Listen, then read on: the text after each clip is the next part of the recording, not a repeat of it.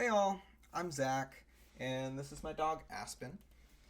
I am just going through some stuff in life, and I figure I would make a kind of personal diary and put it out there for other people to just connect with and maybe share in my experience for what I'm going through and what you're going through.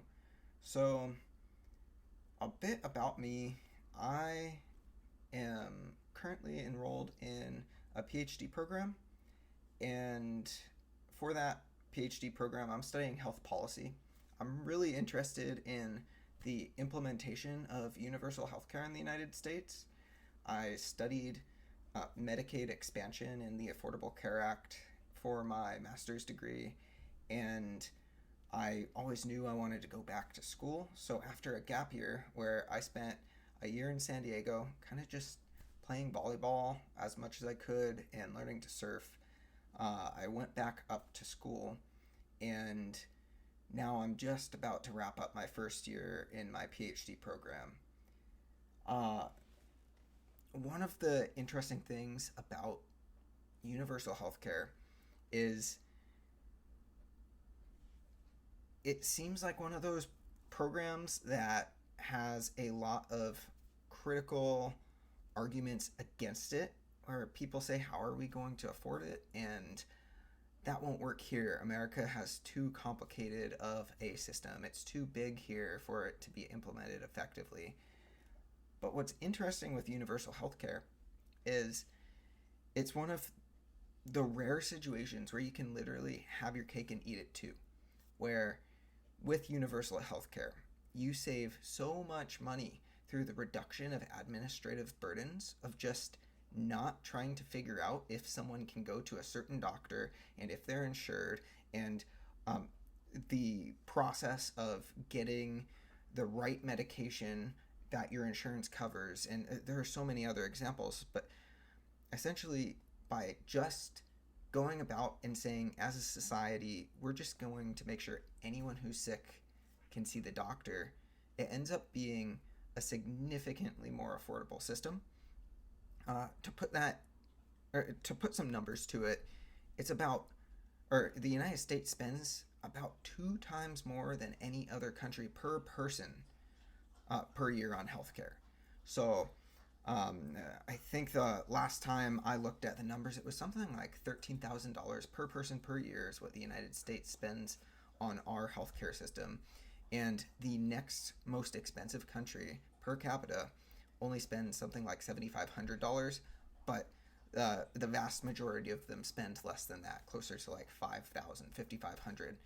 And so time after time, we see examples, working examples of healthcare systems that have universal healthcare, and those systems cost less per person.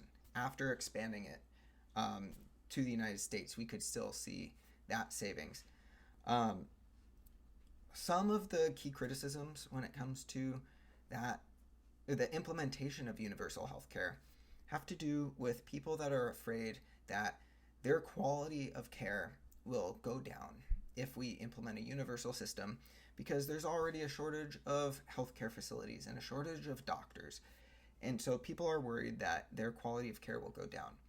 But what we have seen in every single country that has implemented universal healthcare is that their life expectancy has continued to climb since their implementation of these programs. And the United States, while our life expectancy has for the most part gone up a little bit, we on average are lagging behind when it comes to medical advances that keep our population healthy and that keep our population alive. A big portion of that is because with universal systems, you are able to, or people are able to go to the doctor when their conditions are very treatable and inexpensive um, to get diagnosed and the proper medication for it. In the United States, It's a very common occurrence that people only go to the doctor if their medical condition is so critical that they're scared for their life. Besides going back to school for my PhD, other things about me, I really like to run. I like volleyball. I did a little challenge the other week where I ran 12 10Ks in 12 days just to feel like I'm in shape and stuff. And that was pretty fun. I wanted to keep going. I was going to do it for a month, but I have a bit of soreness in my Achilles tendon. So I put a hold on that, and instead I'm just going to the gym and using the stationary bikes just to get my cardio in there.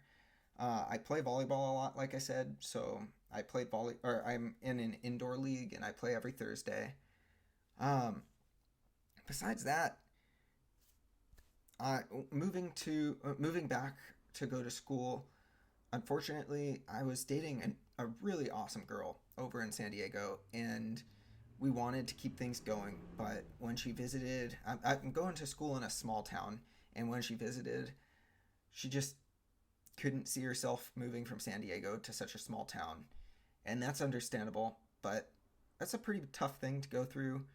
I'm still trying to wrap my head around it. We were together for about a year and a half. And when you're together with someone that long, there's a lot of love you share, but also that person starts to become a best friend to you and someone that you lean on and just have as a part of your everyday existence. And when you break up, you just stop talking to them. So I'm trying to stay positive with that. I need to get my schoolwork done. I need to stay productive, but that's pretty hard. Um, Dating apps suck. Even if you get dates, it just feels like it would be so nice to feel that social like urge to get out there and meet new people face to face and take things slow. And I found that the first thing I thought to do when we broke up was, download Hinge. And I just I don't know. That's how I met my girlfriend before actually is Hinge, but I think instead of going on dates, I'm just going to try to take some time to myself. At least that's what I say, and then I'll probably pull out Hinge before I go to bed tonight because it's so easy. Um, yeah, life is kind of crazy right now for me, but I feel like for the world. So I'm 31 years old, and that means that I was born at a time where technology had not yet completely taken over. I grew up as a kid in the 90s in the San Francisco Bay Area. I moved so often as a kid. I think I probably moved like 18 times before I was 18 in the San Francisco Bay Area. And as part of that, I got to live in different areas. Sometimes the moves were very close, so I didn't always change schools, but I changed schools a lot. I got to meet new friends. But growing up as a kid, a big thing that I used to do is I'd hang out outside with kids on bicycles, and no one had phones. At lunch, I would play sports on the playground with no technology. And then I still remember around seventh grade, I got my first cell phone. And that was really a great change for me because since I moved around so much, um, getting that cell phone, I ended up keeping in touch with my friends that I made in seventh grade. And three of those friends are lifelong friends that I still meet up with at least once a year. And we go on fishing trips and just hang out and catch up on life. So that's like that's a pretty cool thing that technology has done more immediately in my life. Um, but then I also got to grow up through the era of the first .com boom and bubble burst, and then right when I was getting out of high school, it was right around the time that we were recovering from the 2008 housing crisis. I graduated high school in 2011, and that was supposed to be the Great Recession. That's what we called it. And it was supposed to be this once in a lifetime phenomenon that, maybe it would happen again in the next 30 to 40 years. But we've had COVID, we've had fire seasons on the West Coast, hurricanes. I, as a kid, I remember when Hurricane Katrina happened, and it was this mega event that was unprecedented for a hurricane to hit such a huge population. And now it feels like we have these mega storms on a regular basis, decimating populations. All of this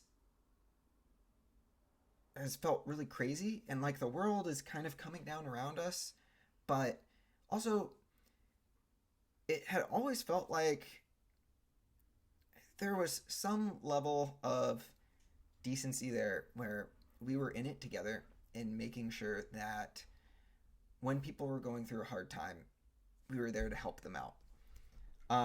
The human experience was still something that seems to be prioritized. Um, Now politically, it feels like we've become so divided that you have one side that's literally burning the Constitution down, and then you have another side that isn't standing up against it.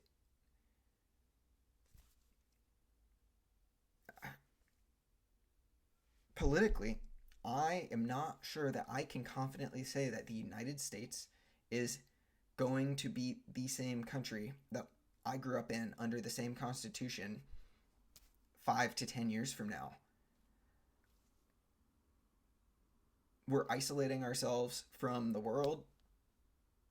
We are taking in a. God, we're embracing hateful rhetoric and ideologies in a way that growing up just felt like it was unfathomable. And then after all of that, we have AI coming in. And like one thing that's crazy to me is when I think about when I was a little kid in the 90s, um, there were still plenty of companies that operated with physical paper. And there were many white collar jobs that were paper pusher jobs that were done manually. Through my childhood, and by the time I entered the workforce, the idea that white collar jobs would not be completely computer based was virtually gone. I never saw that in my life. Uh, Actually, like working with pen and paper or printing out documents that I needed to store, it's always been virtual for me. And that's a change that happened within our lifetimes. But besides that, we're now like you still had jobs that needed people in order to do them. And as part of my PhD, I'm doing a minor in artificial intelligence. So, as part of that, I'm building machine learning models and I'm working in Python in order to do that. And then I'm also studying how machine learning algorithms actually learn. And what's interesting with that technology is, for the most part, the algorithms for neural networks have existed for like 50 years. almost nothing we're working with is new. But what is new is this extreme processing power that is enabling these formulas to learn in ways that are just unfathomable. And day after day, I am seeing executives of companies laying off their workforce in order to implement AI automation tools. And CEO after CEO of these AI companies are boasting that artificial intelligence is likely to put out 50% of the workforce in the next 5 years.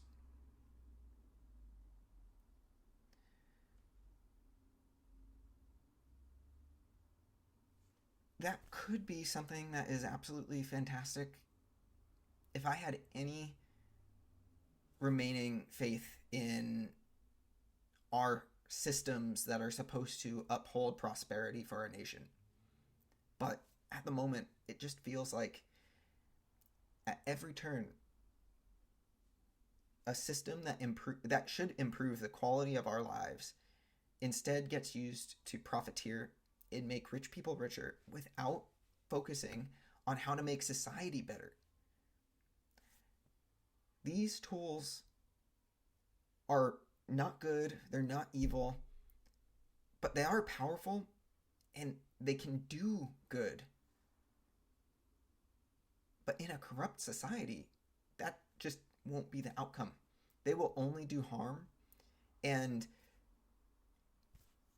at the moment, the United States seems like the most profiteering, corrupt society that veils itself in a disguise of a democratic process. I I've always been fairly optimistic. I've always been excited for humans to all come together and tackle some really hard problems in order to help each other. And instead, what it feels like is time and time again, we just have failed to live up to our potential. And this feels like it's just different.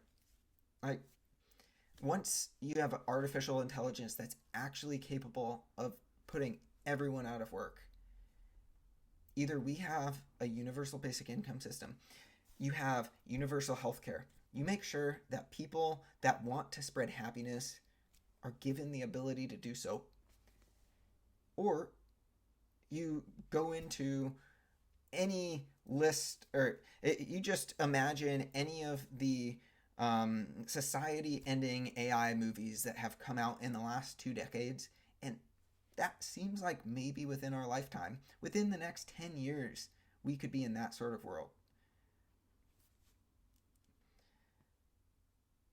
It's crazy to me. Time and time again, science fiction seems to predict the future. Maybe it doesn't predict it. Maybe it plants seeds in our minds of what we would like to invent, and then humans work towards it. Maybe science fiction is only able to ever build its fictional worlds based off of the world that the authors see. And they just say, wouldn't it be cool if dot dot dot, based on the world that they see. And then someone comes along and says, actually, that would be really cool. And we're creative enough to take the technology that we have and incrementally build towards that. And then we get that kind of world. But we need, if that's what we're doing, we need to do it right. I don't think that utopia is necessarily possible for us to build.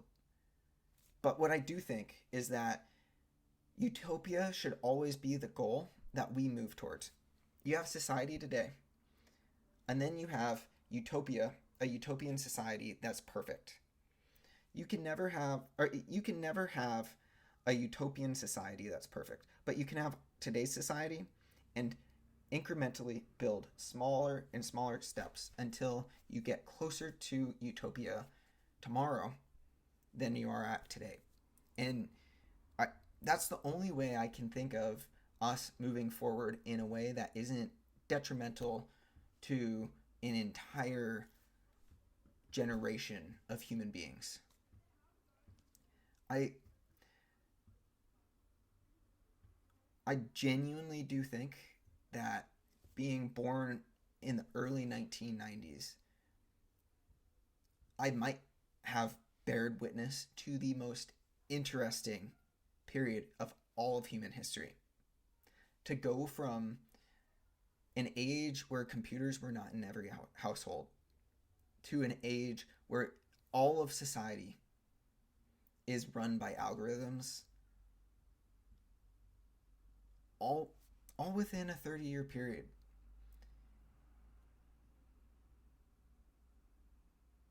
Time I can't remember a single stable point in my life.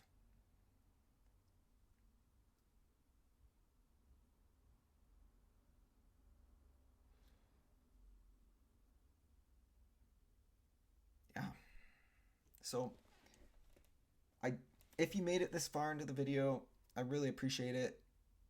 I kind of just rambled on and on about who I am and just what's on my mind. So, if you want to join me when I post more stuff like this, please like and subscribe, and I'll see you next time.